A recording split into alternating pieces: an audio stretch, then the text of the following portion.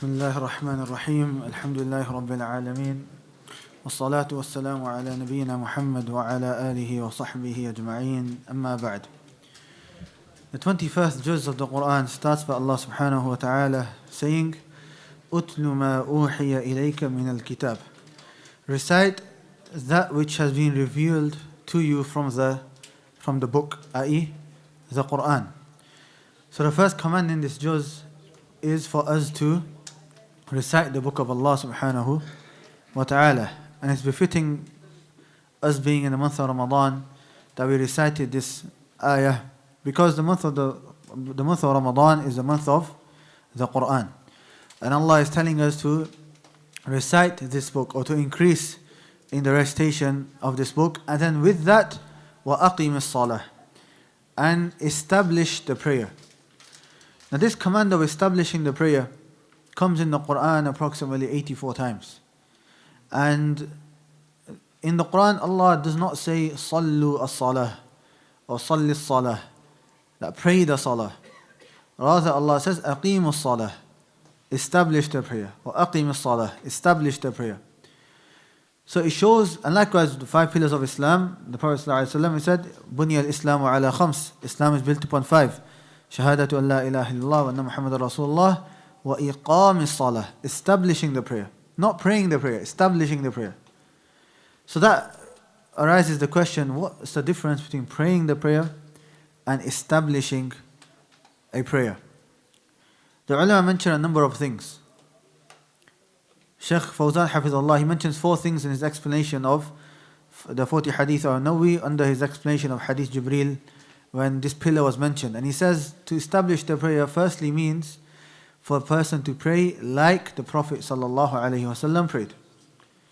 So you pray according to the sunnah of the Messenger ﷺ. And when you say the sunnah of the Prophet ﷺ, then entirety, not you pick and choose 1 or 2 sunnahs and you start arguing about those sunnahs and you forget everything else. Like for example, from the sunnah without a doubt is to do رفع اليدين, which is to raise your hands going up and down from ruku'. And likewise in the beginning of salah. That without a doubt is from the sunnah.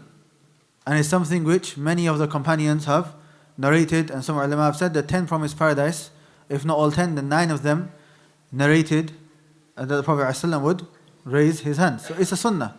However, the sunnah is not restricted to that action only. The sunnah is everything. Right? There are some people, they love to pick and choose which sunnah they want to argue about and debate about, but then they leave off the other sunnah. If you go back to the same issue of Taraweeh, they argue about 8, they don't argue about how long it is. They don't say, oh, you're not making it long enough. Because as soon as you make it longer, oh, it's too long. That part of the sunnah they're not that excited about. Likewise, which surahs to recite. The Prophet ﷺ, there were certain surahs he would recite in the salawat. In Fajr he would recite from Surah Al-Qaf to Surah Mursalat generally. If I was to recite, and this Ramadan I've recited other than that, not one person has come up to me, you've not done the sunnah. Because that sunnah they don't care about. In Dhuhr and Asr and Isha, the sunnah is to recite from Surah Al-Duha to Surah Al-Nas. If I recite something different, no one's got an issue with that sunnah. In Maghrib, from Dhuhr, Asr and Isha, from Amma Yatasa'alun to Surah Al-Duha. يعني وَاللَّيْلِ إِذَا يَغْشَى. And in Maghrib, وَالضُّحَى to Surah Al-Nas. So all of this is a sunnah. All of this we have to implement. So the first thing that the Shaykh mentions is that to establish the prayer, you have to pray according to the sunnah of the Prophet ﷺ, and this is the whole sunnah of the Prophet ﷺ, not picking and choosing 1, 2 things. The second is that a person prays in the correct time. That a person prays in the correct time. So if Dhuhr starts at 1 and finishes at 4, for example, you pray within that time. And the best time is the beginning. Okay, you don't pray before that time, nor do you delay it after that time, unless there's a Islamic valid excuse, such as you traveling so that you can join the 2 prayers or something like that. The third thing that the Shaykh mentions, if I remember correctly, is to have khushu'. That a person prays with concentration and submissiveness and humbleness to Allah subhanahu wa ta'ala. Nor does he pray, not that he prays and as soon as he says Allahu Akbar, his mind goes somewhere else. But he prays with khushu' to Allah subhanahu wa ta'ala. as Surah Mu'minun, قَدْ أَفْلَحَ الْمُؤْمِنُونَ, verily the believers are successful. الَّذِينَ هُمْ فِي صَلَاتِهِمْ خَاشِعُونَ. Which believers are successful? Those that have khushu' in their salah. When they pray, they think only about Allah subhanahu wa ta'ala. And they are focused on what is being recited. And they are focused on that conversation that they are having with Allah. And their minds are not going to other things. And the fourth thing that he mentions is, and this is more for the men, is that they pray in congregation. Praying in jama'ah, in congregation, is an obligation. It's not a choice. That if a person does, it's something good. And if he prays at home, it's fine. No, it's an obligation. Ibn Qayyim rahimahullah, he has a book called Kitab al-Salah, the book of prayer. In there, he mentions, I think, 16 proofs to prove that it is obligatory to pray in congregation. One of them is during battle. During battle, Allah subhanahu wa ta'ala, He says that a group of them should go and pray. I mean, not, Allah didn't say individually go and pray. Even in the time of war, you have to pray in jama'ah. So if in time of war you have to pray in jama'ah, then what about when in time of safety? Likewise, the Prophet ﷺ did not give an excuse to the blind man to not pray in jama'ah if he could hear the adhan. So what about somebody who's not blind? And so many other evidences that he mentioned. So these four things, Shaykh Fawzan Hafidhullah, he mentions that for a person to truly establish the salah, he has to do these four things. He has to pray according to the sunnah of the Prophet ﷺ. He has to pray in the correct time. He has to pray with khushu', and then he has to pray in jama'ah, in congregation. And that's why Allah subhanahu wa ta'ala, He says, for example, Surah Al-Ma'un, surah which we all memorized, فَوَيْلٌ لِلْمُصَلِّينَ. Wail, destruction be to those that pray.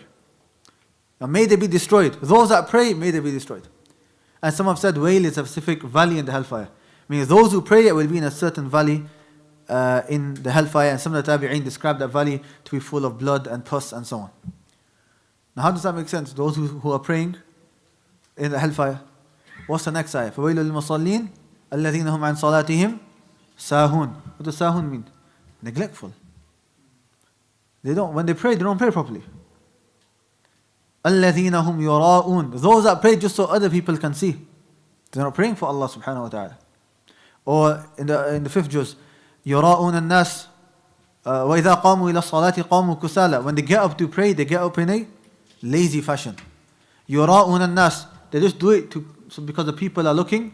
وَلَا يَذْكُرُونَ اللَّهَ إِلَّا قَلِيلًا. But they don't actually remember Allah subhanahu wa ta'ala in that salah, except very, very little.